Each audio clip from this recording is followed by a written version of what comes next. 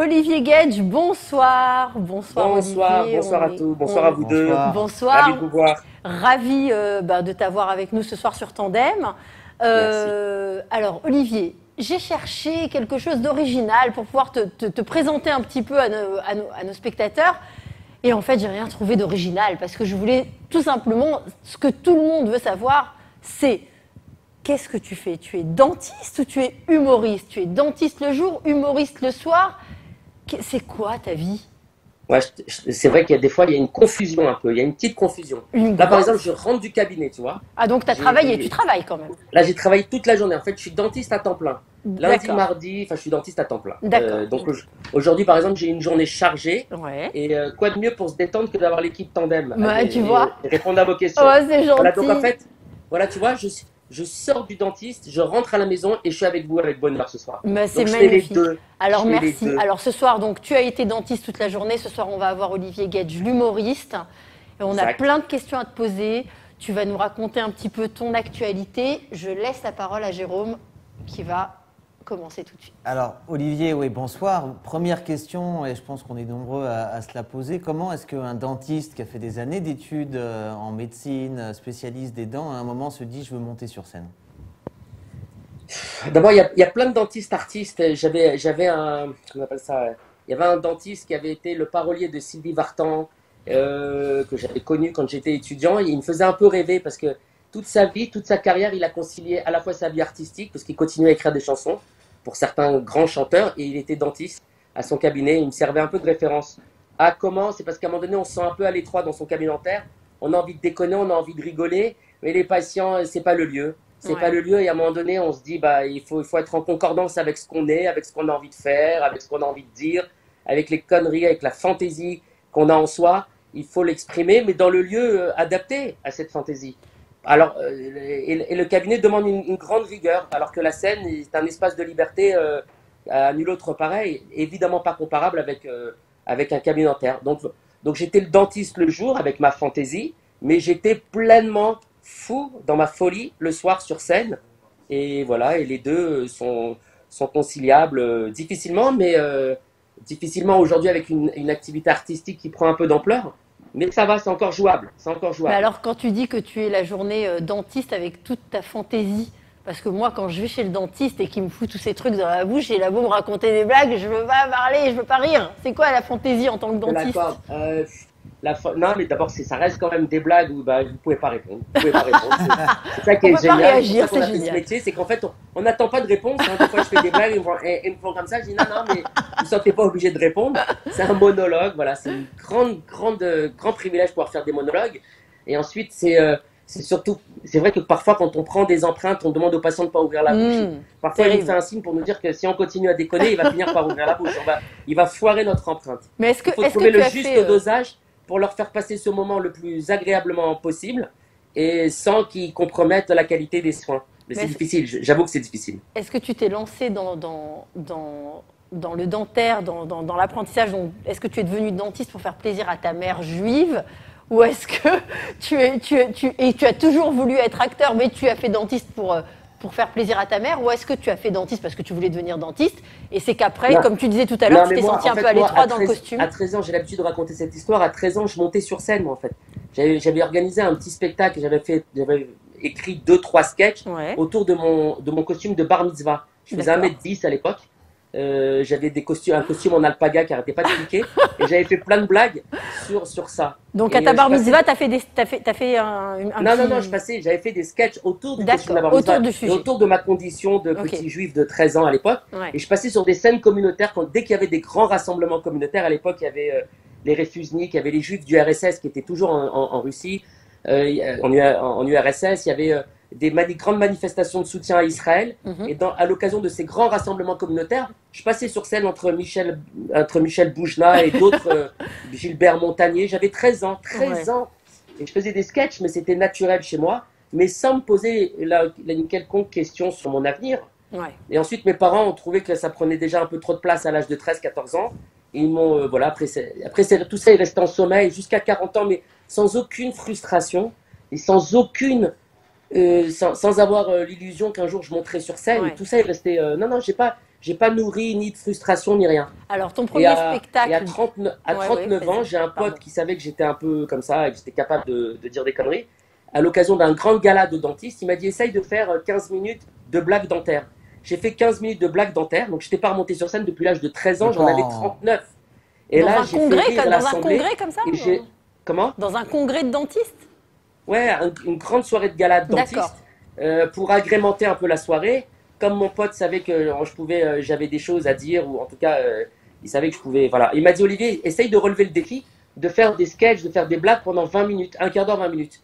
Et tout à fait innocemment, et j'ai envie de dire presque inconsciemment, je suis monté sur scène et là, j'ai goûté au plaisir d'un public qui Ouais. rigolait et qui m'a tout d'un coup. Et là, quand je suis sorti ce soir-là, j'avais 39 ans, je me suis dit, ben, pour mes 40 ans, je vais créer un one-man show.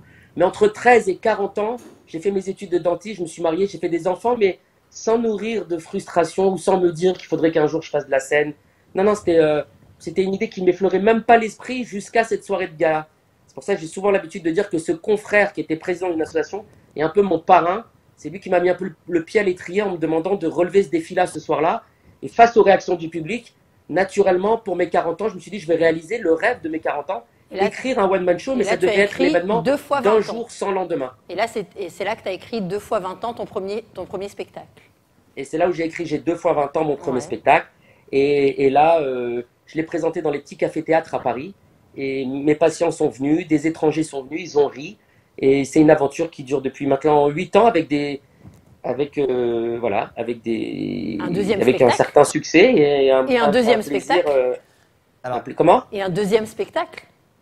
Ah oui, c'est quasiment le troisième spectacle. Le premier s'appelait J'ai 2 fois 20 ans. Ouais. Et ensuite, comme l'affiche commençait à être connue un peu à Paris, parce que j'étais celui qui faisait l'affichage le plus sauvage qui soit, parce que tu serais venu à Paris, je sais pas si tu habites en Israël, tu serais venu à Paris, il y avait ma tête partout. À un moment donné, pendant les présidentielles, je me souviens, il y avait la tête du futur président de la République et ma tronche partout. On parle de quand là? Parle de Macron là ou de parle de Non, Hollande? c'était à l'époque, c'était il y a Hollande. 7-8 ans, je me souviens plus, Non, mais François tout le monde Hollande. me disait, mais c'est pas possible, à côté des affiches électorales, on voit votre tête, parce que j'avais trouvé le meilleur colleur d'affiche de la place de Paris, et je lui avais donné carte blanche, et il y avait ma tronche partout, tous les taxis me connaissaient, un affichage sauvage, mais n'importe comment, de travers, mais c'était sur les cabines téléphoniques et tout, mais j'étais connu comme un loup blanc.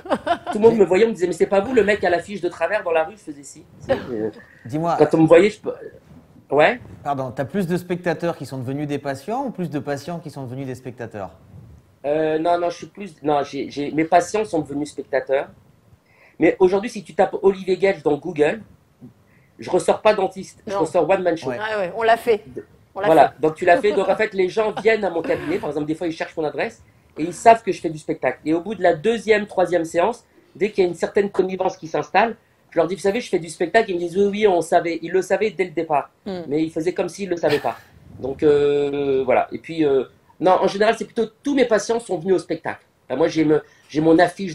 C'est un peu narcissique dans mon cabinet. Tu viens, il n'y a pas de plaque. Tu te demandes si je suis dentiste. Par contre, il y a des flyers partout, il y a des affiches. Non, mais je peux répondre à Mickaël en même temps que je fais une empreinte. Ah non, mais c'est dire si. Non, voilà, il y a une petite confusion sympathique. Bon. Après, il doit y avoir des spectateurs qui viennent au cabinet, mais c'est pas si courant que ça. C'est pas si courant que ça. Et projet? Ah non, le projet. En fait, j'ai pas de projet. Non, mais Là, je suis pourquoi en repos. tu là, disais pendant- tu disais tout à l'heure que c'était presque le troisième spectacle parce qu'il y a eu Ah oui, donc, en fait, il y a eu J'ai le 2 fois premier- 20 ans, il y a eu Olivier Non, Gage il y a vous eu rend J'ai le 2 fois sourire. 20 ans. Après l'affiche, c'est pour ça que je parlais de ça. Comme elle a été connue et elle a pénétré un peu dans les esprits, les gens connaissaient cette affiche. J'ai pas voulu la changer. Parce que c'est difficile de se créer comme une. C'est difficile de se faire connaître. Et donc les gens me connaissaient par l'affiche. Donc j'ai fait évoluer mon spectacle. Mais il s'appelait toujours J'ai 2 fois 20 ans, mais c'était plus le même. Il avait complètement changé dans son contenu, mais en gardant la même affiche. Et au bout d'un moment, J'ai 2 fois 20 ans, quand t'as 47 ans, c'est un peu une fumisterie et un peu une tromperie. Les gens s'étaient rendus compte de la tromperie. Donc à un moment donné, je me suis dit vite, avant de me faire lyncher, changeons le titre du spectacle. D'accord. Et j'ai appelé ce spectacle Olivier Gage vous redonne le sourire. J'ai créé un D'accord. nouveau spectacle. Donc Olivier Gage vous redonne le sourire, c'est le troisième spectacle. D'accord. Et là, je suis en repos. Je vais reprendre vraisemblablement au mois de mars. Je suis en tractation avec un théâtre Mhm. et je suis en train d'écrire 2 nouveaux sketchs Je suis pas superstitieux, mais je vais pas vous donner encore le thème du Non, sketch. tu as raison, ne dis rien, ne dis rien. Moi, Voilà. je Non, voudrais mais c'est juste pas que par tu me parles. superstition, c'est juste que. Non, parce que quand tu dis je fais rien, c'est pas tout à fait vrai, parce que nous, on a vu des petites vidéos avec un de tes enfants, avec ton fils. Ouais, mon fils, Avec mon ton fils, fils. il est fort, ouais. Il est fort. Mais Alors en fait, tu veux, lui, tu quand veux je le punis pousser, mon lui, fils, tu veux le pousser, lui, il va faire quoi? Dentiste ou généraliste et humoriste ou humoriste et quelque chose je d'autre. sais pas. Non, je sais que simplement, je sais pas. On a une bonne complicité ensemble. Et puis, ce qui est bien, c'est qu'en fait, ça l'obsède pas. Voilà. Il fait des vidéos, il se prête au jeu, Il a est quel fantastique. Il a 10 ans. 10 ans, Il a d'accord. 10 ans. Mais quand je le briefe en deux répétitions, on est bon, c'est dans la boîte. Donc il est très doué, le petit. D'ailleurs, tout le monde me parle plus de lui que de moi. Je vais finir par être jaloux. Non, je suis évidemment pas jaloux. Je suis fier de mon fils. Mais en même temps, si on fait pas de vidéo, lui non plus, il demande pas. Voilà. D'accord. Donc c'est en fait, je vais pas créer chez lui de traumatisme ou de, je sais Et pas. tu Enfin, pourrais bref, on fait les envisager choses avec plaisir. tu pourrais Sans envisager calcul. de le prendre avec toi un petit peu sur scène pour un ou Ah, deux il monte, sketchs. il monte. Ah, il La monte. dernière fois, il est déjà monté une fois sur scène. Et même maintenant, tu sais, comme il y a des gens qui l'attendent, Ouais. avant il m'est déjà arrivé d'annoncer qu'il allait venir. Ah, Et ce soir-là, il n'avait pas pu venir. Et donc, et j'avais une dizaine de personnes dans la salle qui étaient venues pour lui.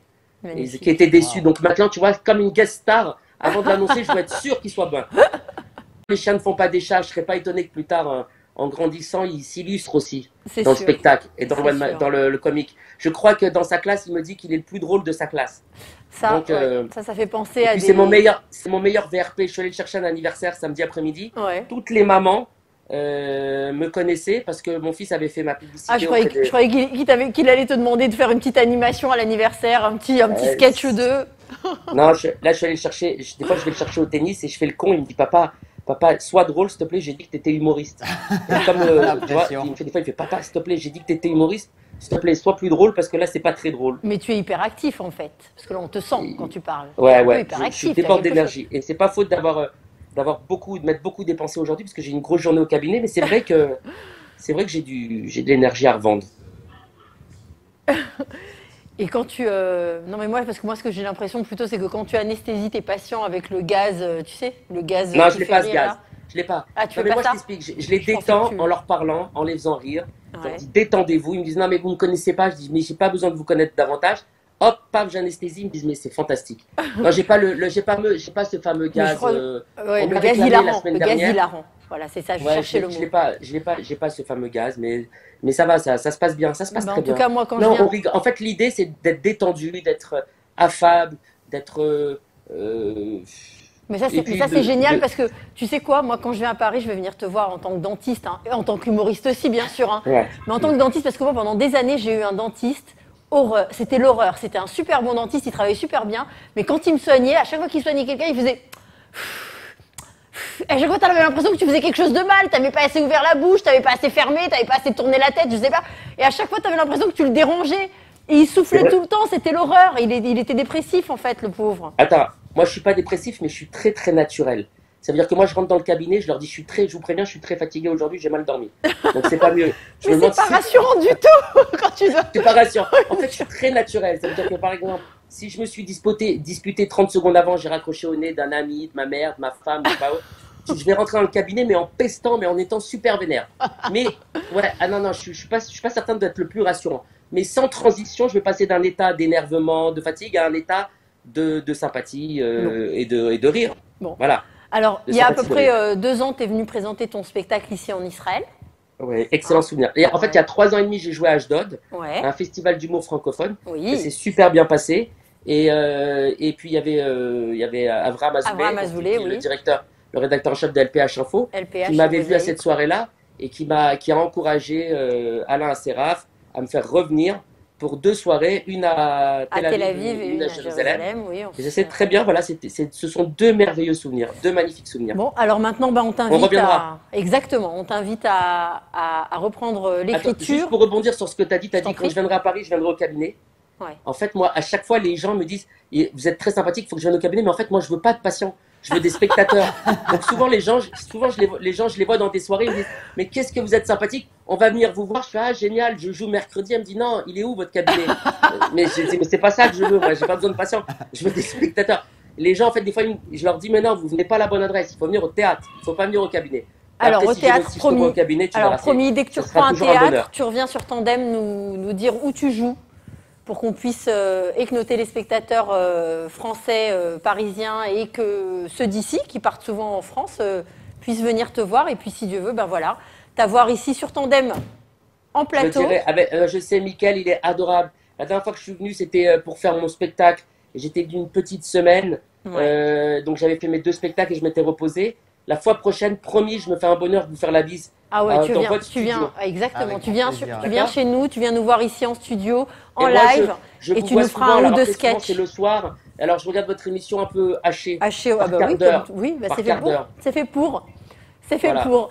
En tout cas, merci beaucoup Olivier d'avoir été avec nous ce Merci. soir. Merci, Gros c'était un bisous à plaisir. toi, Je gros viens bisous au à ton studio et on fils. s'éclatera ensemble. Avec Donc, bravo plaisir. pour votre accueil. Attends, Ah ouais, je vous présente lui mon aussi. fils quand même. Ah bah 2 oui. secondes, je vous présente mon fils. Bah oui, j'ai Viens, dit gros viens, bisous. viens. Il s'appelle comment? Attends 2 secondes, viens ici, chérie. Viens ici, vite, on Comment parlait de toi tout à l'heure. Comment On parlait de s'appelles-tu? toi. Comment t'appelles-tu? Comment s'appelles-tu? Eyal. Salut. Eyal, salut. Alors Eyal, bravo déjà parce qu'il paraît que c'est toi le vrai comique La guest star. du duo, la guest star. Donc quand vous venez en Israël en vacances, vous venez nous voir ici puis vous nous faites un petit sketch, vous nous préparez quelque chose. Avec plaisir. Avec plaisir. T'as Allez, vu, tu vois, super. il est à l'aise, hein, le gars, il vient Oh, comme mais ça, cool. il Tranquille. s'incruste et tout, c'est pas une merveille. Ah mais c'est extraordinaire. Donc en Bravo. plus, il a fait la promesse, on sera obligés de venir tous les deux. Et comme tu Il disais va- tout il- à l'heure, il sera à la plage, les en train chiens de de jouer au foot, je lui dirais, t'as fait une promesse. Ah ouais. À Galit, hein, exactement. c'est ça, c'est Galit. Michael, C'est attends, moi c'est Galit, ouais, mais Michael est Ouais. en train de me parler dans l'oreillette, excuse-moi, c'est pour ça que je suis déconcentrée parce qu'il me dit, Non, j'ai dit, maintenant que mon fils t'a fait la promesse qu'on viendrait, Galit, il me dit de te transmettre un message, Michael me dit, ton fils ressemble à Mamie Suzy. ah, mamie Suzy, bah, ça fera plaisir à ma mère. Ça fera plaisir à ma mère. J'ai dit à ma mère, ne m'appelle pas, je serai à la radio avec Mickaël. Alors tu Je fais un dirais, gros Mickaël, bisou à Eyal, Ouais. Merci beaucoup. gros bisou à Merci, Mamie Galit. Suzy. Merci bien, Et- merci à vous. Olivier, rendez-vous pris, dès que vous êtes là en vacances, vous venez nous faire un petit coucou et vous nous préparez un petit sketch spécial tandem. Mais avec plaisir, Galit. Merci Allez, beaucoup super. pour votre accueil. Toda Rabba. Merci à vous. Bye Et bye. bisous à Mickaël aussi. Ciao, Salut à vous. Ciao. Toda Bye. Rabba. Ciao. bye bye.